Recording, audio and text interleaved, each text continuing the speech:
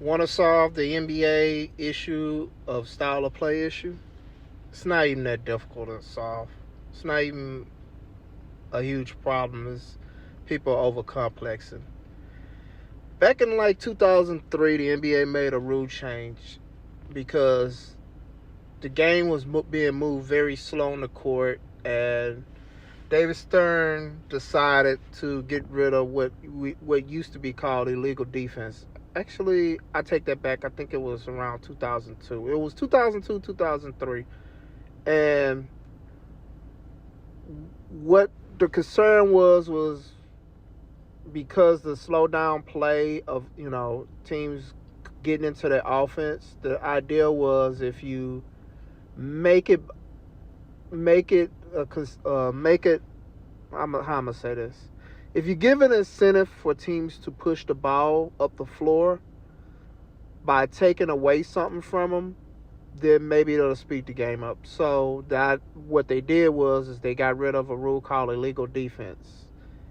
And I know you probably hear the term still in the game today, but what you are actually seeing being called is what's called defensive 3 seconds, which basically says you can't be in the lane for more than 3 seconds without being an arm length of an offensive player. In before 2003, the how you couldn't you couldn't step foot in the paint unless you was with an arm's length of an offensive player. You also could not double team a player who did not have the ball. That was pretty much the simple way of describing illegal defense. There was also some isolation rules on the offensive end called illegal offense, but that's a whole nother story. So when that rule change happened, it not only took away it took away post play for one. That's the reason why you don't see as many. You don't see teams going down to big men in the post anymore, unless a post player can also turn it around and take players off the dribble. You don't see that back to the basket, throw the ball to the big man create offense for himself or his team in and out game. You still see a little bit of the penetrate dish game, but you don't see that throw it down to the big fella as much. You got a guy like Jokic who can play off of doubles and triple teams, but he can also catch the ball at the top of the key and create for himself.